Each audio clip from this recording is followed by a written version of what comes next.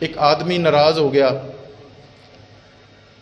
حضور غوث پاک کو، اس نے کوئی بات کر دی، حضور غوث پاک ناراض ہو گئے۔ وہ آدمی کہتا ہے میں 300 ولیوں کے پاس گیا ہوں، 300 ولیوں کے پاس، مجھے ولایت دے دو، مجھے ولایت دے دو، لیکن اس کے ماتھے پر لکھا گیا تھا کہ یہ حضور غوث پاک کا گستاخ ہے، یہ لڑکے آیا ہے۔ ان کا جی تو آپ حضور غوث پاک کے گستاخ ہیں، تینوں کتنے ولایت مل جانی؟ حضور غوث پاک تو وہ ہیں کہ قدم نہ لگائیں تو رب ولایت ہی نہیں عطا کرتا۔ حضور غوث پاک تو قدم نہ لگائیں، قدم نہ لگائیں، کیونکہ اتھارٹی ہے نا، حسنی بھی ہیں، حسینی بھی ہیں، صدیقی بھی ہیں، فاروقی بھی ہیں، عثمانی بھی ہیں، علوی بھی ہیں۔ اب اتنے اتھارٹیوں والا بندہ ہو، وہ سائن کرے گا تو ولایت ملے گی نا، وہ اتھارٹی بڑی ڈاڈی ہے۔ اب حضور غوث پاک قدم لگائیں گے تو کسی کو ولایت ملے گی۔ وہ بندہ جب تھک ہار کے واپس آیا حضور غوث پاک کے پاس آ کے کہنے لگا حضور مجھے معاف کر دیں۔ حضور غوث پاک، یہ اللہ والے جب ناراض ہو جائے نا جلدی مان بھی جایا کرتے ہیں، زیادہ دن ناراض نہیں رہتے۔ کہنے لگے تو نے دیر کر دی، میں نے تو تجھے کب کا معاف کر دیا ہوا ہے، میں نے تو تجھے کب کا ہی معاف کر دیا ہوا، تیرے آنے کی دیر تھی۔ تو انہوں نے تھپکی دی، اس کو بھی ولایت ملی۔ حضور غوث پاک کے جو نسبتیں ہیں، کوئی سہروردی ہے، کوئی اجملی ہے، کوئی نقش بندی ہے، جتنے بھی سلاسل ہیں نا، ان کا سارا ربط حضور سیدی غوث پاک سے ملتا ہے۔ یہ اگرچہ سارے قادری ہیں، اپنی نسبتوں کا خیال کیجئے، اپنی نسبتوں سے پیار کیجئے۔ حضور غوث پاک کے ماننے والا حضور سیدی غوث پاک، آپ کو پتہ ہے کہ عشاء کے وضو سے 40 سال تک آپ نے اسی وضو سے فجر کی نماز پڑھی ہے۔ اور بندے ڈھونڈتے ہیں یار یہ کیسے ممکن ہے، ایک بندہ رات کو وضو کرے اور اسی وضو کے ساتھ صبح نماز پڑھے۔ قرآن مجید پڑھے نا، قرآن مجید تو کہتا ہے کہ کچھ اللہ کے نیک بندے ہیں جو ساری رات اللہ کی عبادت میں مشغول رہتے ہیں۔ تو جب کی عادت ہو اللہ کی عبادت میں مشغولیت کی تو پھر اللہ بھی توفیق دے ہی دیتا ہے۔ اور یہ کوئی کرامت نہیں ہے، یہ اللہ تعالیٰ کا فقط کرم ہوتا ہے۔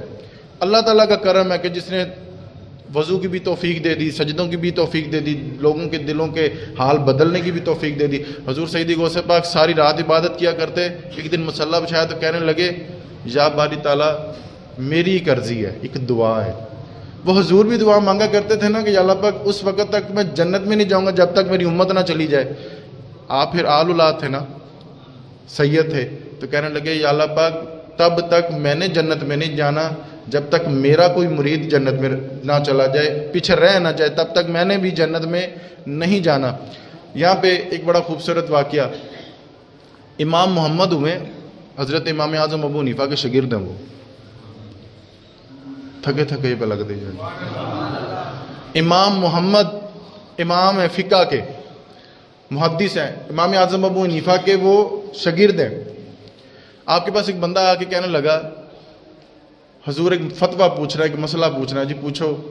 میں لے کے آیا سی سیباں دی ایک پیٹی، سیباں دی ایک پیٹی لے کے آیا، تو کچھ سیب اس میں سے صحیح ہیں، کچھ سیب اس میں سے گلے ہیں، سڑے ہیں، تو اب فتویٰ کیا لگے گا کہ میں اچھے اچھے رکھ لوں تو جو برے برے وہ واپس کر دوں؟ تو امام محمد نے کہا کہ اس کا فتویٰ یوں نہیں بنتا، اس کا مسئلہ یہ بنتا ہے کہ یا سارے رکھو یا سارے واپس کر دو، یا سارے رکھو یا سارے ہی واپس کر دو۔ جب فتویٰ دے رہے تھے آپ بھی رونے لگے۔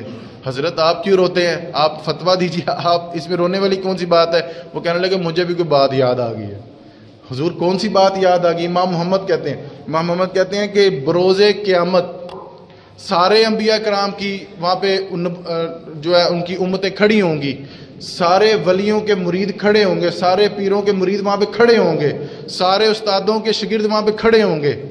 اب ان سارے امتیوں میں سے، مریدوں میں سے، شاگردوں میں سے کچھ اچھے بھی ہوں گے اور کچھ برے بھی ہوں گے۔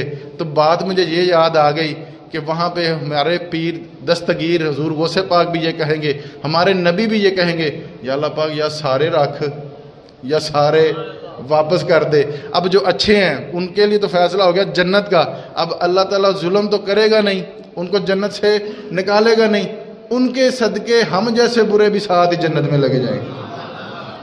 یا سارے بھیج یا سارے رہنے دے، تو اللہ تعالیٰ پھر ان کے صدقے، ان اچھوں کے صدقے ہمیں بھی جنت عطا کرے گا۔ تو اچھوں کے ساتھ اپنی نسبت کیجئے، اچھے لوگوں کے ساتھ جڑیے، اچھے لوگوں کی صحبت میں بیٹھیے۔ ہم نے پچھلا جمعہ پورا کیا تھا کہ اچھی صحبت اور بری صحبت میں، تو اچھے لوگوں کی صحبت اختیار کیجئے، علماء کی صحبت میں بیٹھیے۔